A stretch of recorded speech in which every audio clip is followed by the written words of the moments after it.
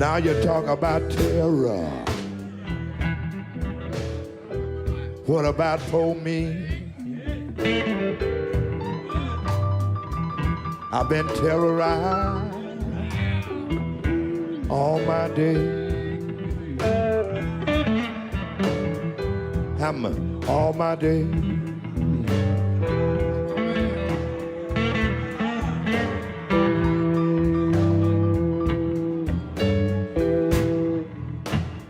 Matt Taibbi has published an investigation, which you can read on his Substack, about a vast propaganda campaign called Hamilton 68, launched a year after Donald Trump won the presidency. It smeared critics of the Democratic Party from the left and the right as Russian assets. Hamilton 68 claimed it used a complex data analysis and relied on so-called disinformation experts to ferret out fake news on social media that emanated from the Kremlin.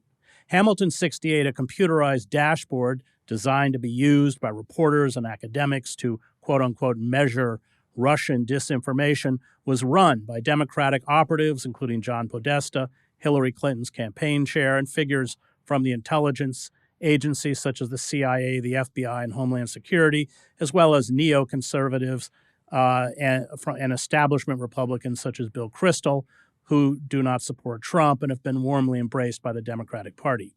Mainstream news outlets, including the New York Times, the Washington Post, CNN, PBS, NBC, CBS, ABC, MSNBC, as well as Mother Jones, which ran 14 stories based on the group's alleged research, cited Hamilton 68 as an authoritative source, even as the site refused to disclose the data or methods it used to make its assessments. Hundreds, if not thousands, of media headlines were flagged as Russian bot infiltrations in online discussions about Brett Kavanaugh, Tulsi Gabbard's campaign, the Parkland shooting, U.S. missile strikes in Syria, and Bernie Sanders' campaign, many other stories.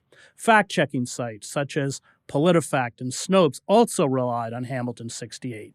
Taibbi, given access to Twitter's internal memos and emails by Elon Musk, who bought Twitter, was able to expose not only the fraudulent claims of Hamilton 68, but the massive failure of the press, which was a full partner in one of the worst forms of censorship since the red baiting of Joe McCarthy in the 1950s, one that targeted people with dissident or unconventional opinions and accused them, in essence, of un-American activities. So let's go back, just set the stage. This is, I think his name was Watts, this FBI guy, Clint Watts. But set the stage right after the defeat of Hillary Clinton, the Democratic Party's response, just to remind viewers of the loss and how that response led to the rise of so-called disinformation experts and groups like Hamilton 68. Well, it's a complicated story. I think the backdrop to the Hamilton 68 story is, if you really want to look at the full timeline, the Columbia Journalism Review has a whole 26,000-word piece this week.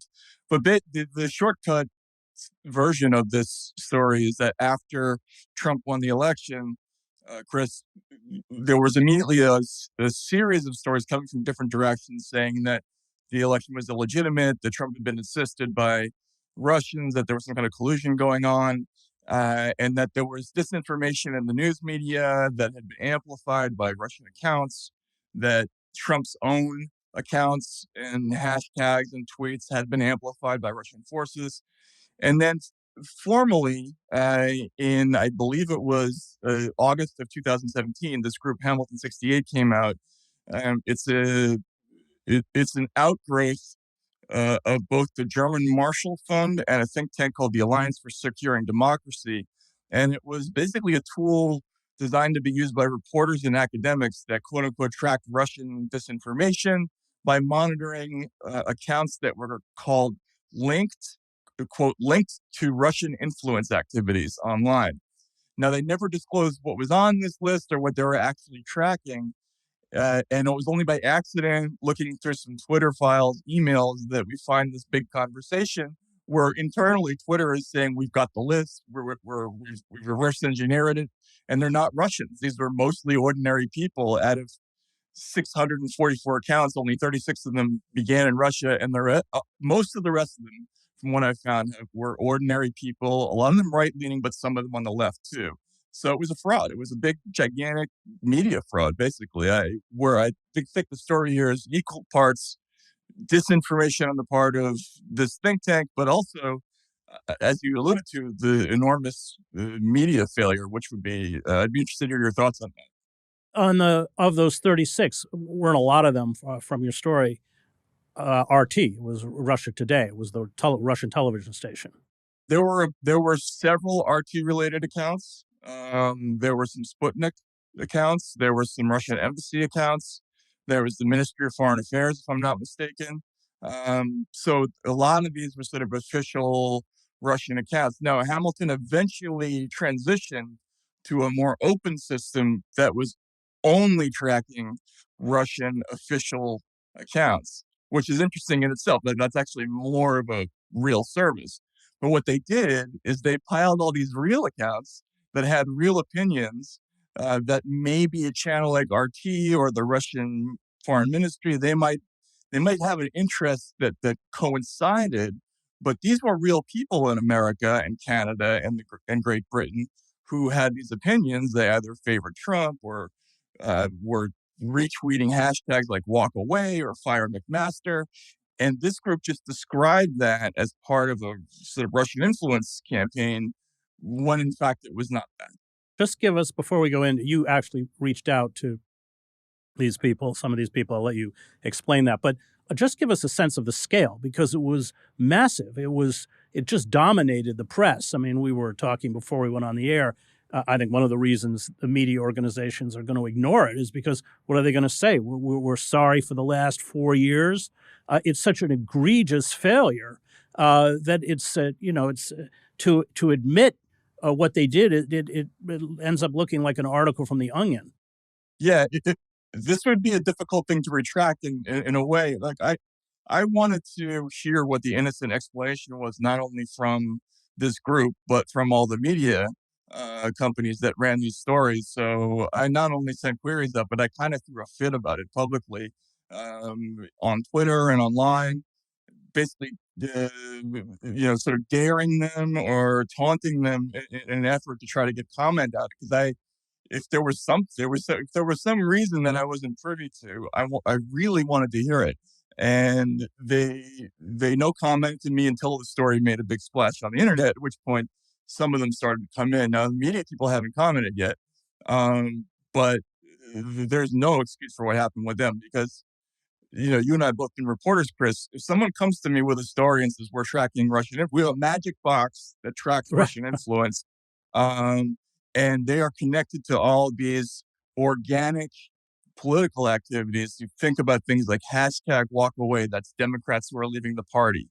Hashtag fire McMaster, that's Republicans who are against H.R. McMaster, right? Hashtag release the memo, that's Republicans who want Devin Nunes' memo out. All these things were quote unquote linked to Russian influence on all the biggest channels and the newspapers in America, and that the source was wrong. I mean, again, what would you do as a reporter? Because I'd say, "What's in the box?" Right? Tell me how it works, and they never asked that question. Well, I love this. This is from your article. It's Laura Rosenberg, the two founders of Hamilton 68, the blue and red team of former counselor to Marco Rubio, Jamie Fly, and Hillary for America foreign policy advisor Laura Rosenberger told Politico they couldn't reveal the names of the accounts because the Russians will simply shut them down. It's kind of like Joe McCarthy's empty briefcase. Oh yeah, there are exactly 57 communists. Right. I guess I'm mixing. Right, that was Manchurian candidate, but yeah, that's what they were doing. They were saying inside this thing there are subversives who are linked to Russia, but they weren't that. Like I looked in the list. The chronology here is a little complicated. Twitter was upset about all this stuff, and so they figured out what was in the list, being in a unique position to do it because they had the data, and so they recreate the list, and it's full of all these people. It's like consortium editor Joe Loria, Uh, there are all these sort of small, low influence Trump accounts with names like Classy Girl for DJ T, Trump Dyke is another one. There's lots and lots of people. And I reached out to, probably a couple of dozen of them, talked to a bunch of them on the phone. They're all over the world, but they're real people. They're not Russian agents. They just had these opinions. And so they were used as sort of fodder to create these fake news stories. So, why did the most prestigious and powerful media organizations, and why did universities such as Harvard, Princeton, MIT, why do you think they so enthusiastically signed on for the witch hunt? Well, I think this is connected to a bigger picture that I don't fully have yet. I mean, I think there are things that are going to come into view, maybe not necessarily for me, but there are people working on it, and the idea is, I think that this whole concept of Russian disinformation was used as a battering ram to get inside of companies like Twitter and to influence them to open their doors to sort of government efforts to moderate the platforms, right? So we don't like the fact that you're not letting us censor this or that. We want to have more direct control over things, and you're housing Russian disinformation activities online. They all got dragged to the Senate floor and the House floor in late 2017. If you remember that, it started with Senator Warner, Mark Warner of the Senate Select Committee on Intelligence. It spread to all, like the House committees, House Intelligence Committee. Then there was Energy and Commerce. It never ended. The companies finally said uncle and let these people in. I think this is all related. These stories were used basically to make the argument that you have to let us start censoring people. So, as you know, I was overseas for 20 years, and it just smells like these CIA front groups. So, CIA in some countries I was in actually owned newspapers. But do we know the genesis of it? Do we know how deep these roots go? So um, that's a tough question to answer yet. I think we got to look at some of those things like these. They're certainly, if you look at the advisory board of who's on the think tank that birthed this thing, it's chock full of former intelligence officials. Michael Morrell, the acting CIA director, he was going to be Hillary's CIA chief. Mike Chertoff, who was the Homeland Security chief during the Iraq period. There's a former deputy head of the NSA on there. And then Helms was also connected to a company called New Knowledge that was an advisor to the Senate Select Committee on Intelligence. A number of their people were involved in testifying before the Senate and the House. Some of those folks, if you look at their backgrounds, they have definitely government ties, Department of Defense specifically. So we don't know yet exactly, but I think it's a very interesting question that we need to know more about the genesis of how this got created. And look, Hamilton 68 is just one of these shops. It was the progenitor version of this kind of activity. There are a lot of these things now sort of proliferating on universities and then in the think tank space. Twitter was complicit because, as you point out, Roth, I think was his name, they did, through this reverse engineering, realize that this was a scam, but they did not make it public and continued to engage in the censorship that was demanded of them. Talk about that. And also, can you talk about Twitter's secret blacklist? So the first question, yes, Joel Roth was the trust and safety chief at Twitter, who became kind of an infamous figure after the first batch of Twitter files was released because he was sort of influential in suppressing the Hunter Biden story. But he actually pushed back against this. There's a number of quotes from him. He's saying, I think we have to just call this out on the BS it is. That's one of the more explosive quotes from him. He's saying that people are, this dashboard will take ordinary ordinary conservatives and accuse them of being Russian. But he was met with a opposition within the company sort of senior former White House officials who worked in the comms department. We're saying we have to be careful on how we push back. There's a gentleman named Carlos Monye who went on to work for Pete Buttigieg, who says, I want to push back too, but we have to play the longer game. And so as you say, Twitter's role is difficult to assess because on the one hand, they didn't play ball with Hamilton 68, but they also didn't make it public either. So I don't know how you call that one. I mean, they are complicit in a way, for sure. So there were three major classes of accounts on the Hamilton list. And they included media figures, David Horowitz, Joe Lauria, who you mentioned, the editor-in-chief of Consortium News. Explain those three accounts, how they worked. So they were, there was, as I said before, there was sort of a thin layer of real Russian accounts at the top. Then there's sort of a big middle layer of basically real ordinary people with very low followings. There's a few kind of small media accounts in there, and not small, I would say medium sized, right? So Joe Lauria went on to be editor of Consortium. At the time, he was just a writer for Consortium living in Iraq. He's on the list. There is a conservative broadcast figure named Dennis Michael Lynch. He was on Newsmax and Fox. He's on there. And there's a internet site called the Sirius Report that's on there. There's a few media sites. But then mainly it's just these sort of regular people with less than 5,000 followers. And then at the very bottom, there is a thin layer, I would say somewhere between, like, beneath 20%. And Twitter did a forensic analysis of this, that was half dead, kind of zombified accounts that whose followers were decreasing. Now, that could happen for any number of reasons at Twitter. That could be because you got banned for something, or it could be because you're a bot. So the way to understand this, I think, is best real Russians at the top, then a whole bunch of ordinary people, and then there's some suspicious accounts at the bottom, and they might just be commercial. Who knows what they are? Hard to say. So let's talk about the press formula. I love it when you do these.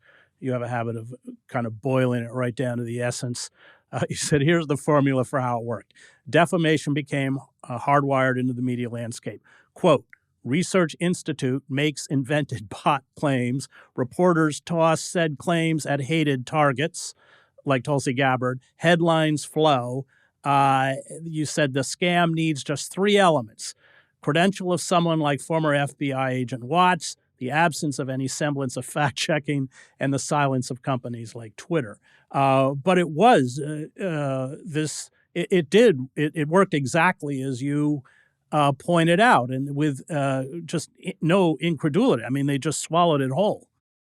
Yeah, and that's the part that is hard for me to grasp, because I can understand a couple of reporters getting beat by this, but all of them? I mean, that's difficult to understand. And then there were obviously a few of us that I know you would never follow. Like, you and I talked about at the time, how ridiculous all these stories were. People like Glenn Greenwald specifically called out this site. I did as well a few times. There was actually, believe it or not, a Tucker Carlson segment about it. But I would say 99% of the working reporters kind of fell for this. And nobody within these institutions to whom this was pitched backed up on it, as far as I know. I haven't found that yet, but there aren't reporters coming out of the woodwork who said, oh, I got pitched by these folks and I didn't do that story, or I exposed them. Because there's only two ways this can go. If somebody pitches you and you find out they're fake, you have an obligation at that point to kind of out it, don't you? I mean, yeah. I would think. So it's remarkable not only that it happened, but also now that we know what they did, that nobody's backing up. Your fundamental job as a reporter is to determine whether it's fake or not. That's what being a reporter means. But there was zero effort. Right, and that's what's so amazing. Again, you think about what you did for a living, what I've done for so long. You think about what somebody like Jeff Girth did for years before this Columbia Journalism Review piece that came out this week. Your phone call after phone call, right, to ascertain what happened. And during this period, you had these incredible pieces where somebody at a magazine like Mother Jones would say, here's what Russian bots are pushing today. and they would just look at the dashboard and then just start writing. Like there's no middle part to this where you make a phone call, right? So they basically automated the sourcing process for these folks, and it was phony. So I think it's a dangerous thing. And the problem with this is that, well, this was a pretty simple, cartoonish almost scam. There are lots of more sophisticated ones out there that will be harder to unravel. Uh, I mean, David Corn at Mother Jones has dined out on this for 5 years. I think you mentioned before he's written some kind of a response to Jeff Girth. What did he say? The Columbia Journalism Review's 24,000 word piece is a big fail. And, you know, again, uh, at first I kind of sympathize. I knew David a little bit. And, in this business, it happens. Like sometimes sources lie to you and you screw up. Like you fall for something. It does happen. It shouldn't, right? I mean, it's not like being a doctor where if you screw up, somebody dies necessarily, but sometimes mistakes happen, and you get a source like Christopher Steele who comes to you and he's got all these credentialed people vouching for him, right? You can see how that can happen, but you got to own it when that happens. You can't turn around and attack people for describing how that was wrong. I was very upset by Mother Jones' response to this whole thing. These organizations need to reestablish their credibility. And Girth, who worked, at your paper, Bob Woodward now is saying that these companies need to look themselves in the mirror, and they won't do it. I'm curious to hear your thoughts about why. I will. I mean, I think it goes back to your book, Hate Inc. First tell us what the response has been. I mean, it's been this deafening silence. Nothing. Again, it's a 20. I guess it started out as a 26,000 word piece. If a book length investigation in the Columbia Journalism Review doesn't get you 30 seconds on CNN, then I don't know what would prompt a response at this point. Well, but what about the data? I mean, you have printed the data and there's no response. Well, it's worse than that. They've actively said the opposite. I mean, not that I mind, I'm used to it at this point, but there have been lots of stories about what an awful person I am and what an awful person Elon Musk is. Matt, all of that's true, but it doesn't take away from the work of your journalism. I mean, it's irrelevant what kind of person you are. Oh, well, yeah, of course. Yeah. I mean, nobody's ever accused Cy Hirsch of being warm and fuzzy. I mean, it's ridiculous. It's just silly. I'm joking, of course, because I like you very much. But it's just has nothing to do with the topic. Yeah, to use a journalism cliche, it's a non-denial denial, right? Like you're not addressing the issue. There was an amazing line in the Mother Jones piece about the CGR thing where they're saying Girth is arguing that the collision didn't happen, but in a sense, it did happen, right? Which is, I don't know, that's exactly what we're trained to assess. Did it happen really, or in a sense, right? Like, if it's just in a sense, we can't print it like that. That's the entire purpose of a newspaper. What you're watching is the complete moral bankruptcy in real time of the press, and I'll go to your book, Hate Inc., because I think you made an important point, where media organizations, unlike the old model, have now siloed themselves to cater to a particular demographic. And when you're catering to that demographic, what you're in essence doing is feeding that demographic what it wants to hear. And we had mentioned the other day when we spoke about the Caliphate podcast at the New York Times, which was based on one source that was completely fraudulent. And I had been in the Middle East 7 years. I remember listening to just the first 10 minutes, and it had this kind of snuff porn quality to it, people being crucified on crosses and stuff. And it just stank of fiction, I mean, having come out of the Middle East. And there's no accountability. I mean, the reporter, it wasn't fired. because they fed their demographic what they wanted to hear. And I think that has eroded accountability because it all becomes about stroking the demographic as a commercial model. I'm just summing up the points you made in your book. Oh, no, but you're absolutely right. You're absolutely right.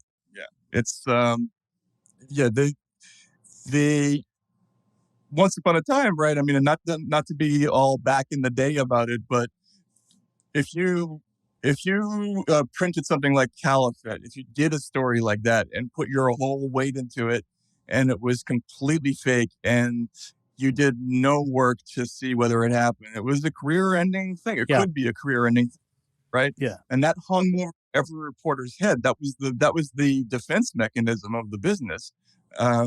That's gone. There is no sort of Damocles over your head now when you work. If you make a mistake, it's accepted, it's understood, because this is an entertainment product now. It's not a service and you're not trying to determine the truth. It's not like an evidentiary process. So it's different. I mean, I don't know how to think about it, honestly. Well, and if you report, as you have done, in such a way that discredits or critiques or undermines that narrative, then I think you and Glenn have become examples of this. You are very viciously attacked. I don't follow it closely, but I think they've now calling you some kind of closet right winger. I don't know what they're calling you, but that becomes a response. Yeah, that's the go-to response now. The Washington Post amusingly actually described me as conservative journalist in one of their pieces. And before I even heard about it, there was such an uproar online that they sort of silent edited it out of the piece. Right? Isn't this the Washington Post that won the Pulitzer for the Russiagate material that they then took down off their website? Is that the same? That's the same Washington Post. That ran a sort of a house editorial this week talking about how objectivity is dead. And I'm just no fan of objectivity necessarily as a model, but as an aspiration, absolutely. Like that was what the business was all about. We're trying to just ascertain what's true or not. Like that's kind of the basic function of what we do. And they're moving into some other world now, and it's very sad to watch. Well, that's why they're crucifying Julian Assange. I mean, the Democrats loved him with the Iraq-Afghan war logs, and then he had the honesty to print the Podesta emails. And if you don't if you have them and don't make them public, you can do that as a choice, but you can't then call yourself a journalist. So, I mean, I find the state. I mean, and I've been in the business a long time. It's extremely depressing. I want to, before we close, bring up. So we saw the Biden administration attempt to appoint this woman, Nina Yanukovych, as the Russian disinformation czar. She is the disinformation czar. Now, she's been at the forefront of Russian disinformation. She calls Julian Assange scum. So they tried to set this up in the Homeland Security. It was kind of too much, too unpalatable to establish at this moment a ministry of truth in the United States. Is that where we're headed? I think that was the idea. Whether we're going to get there or not is an open question. I mean, I think some of the companies don't want to go along. That's the subtext, actually, of the whole Trump years, is that the government wanted increasing amounts of control over these platforms. Some of the platforms, sometimes for reasons because they were greedy and they wanted to keep some certain foreign markets open, pushed back. And now, there's been this increasingly sort of intense cry for access by agencies like the DHS, which was what Nina Jankowicz was going to be. It was going to be under Homeland Security. Well, they did still go through with something like that. They just didn't create the open board. Li Fong did a report in The Intercept outing how that works. We've seen sort of echoes of it in the Twitter files. We do see how requests for content moderation are routed through the FBI and DHS specifically. There's a bureaucracy that's been set up. So that's what they want. Whether they're going to get it absolutely or how much they've gotten it is kind of an open question. Like as you see that some of the companies are breaking ranks openly, and that's what this argument's about. Well, aren't they getting it through subterfuge, in essence? Yeah, no, they're creating a panic around something. And look, yes, these things all do exist. Like there are foreign information operations that do exist. Russia has one. They based it on ours, but they do have one. They do these things. They do create social media accounts. They do try to introduce themes into our conversations. And there are domestic extremists in America. As you know, there are lunatics on all sides, but there are, of course, racists and crazies and people who make threats. It's a difficult question, though, how to deal with that. But they amplified these problems in order to get access. They said these problems are emergencies. We must get in. You must let us have control. And they lied about the scale of it. Well, the difference is this isn't against extremism. It is about protecting a neoliberal order, which has visited tremendous suffering on the American people that they have no intention of changing. In fact, they will accelerate it. And so it becomes, in essence, finding a scapegoat. I mean, the reason Trump wins the elections is not because the white working class has been impoverished and dethroned, but because of Russia. That was Matt Taibbi. You can read his article, which you should read, on his Substack on Hamilton 68. I want to thank the Real News Network and its production team, Cameron Granadino, Adam Coley, Dwayne Gladden, and Kayla Rivera. You can find me at chrishedges.substack.com.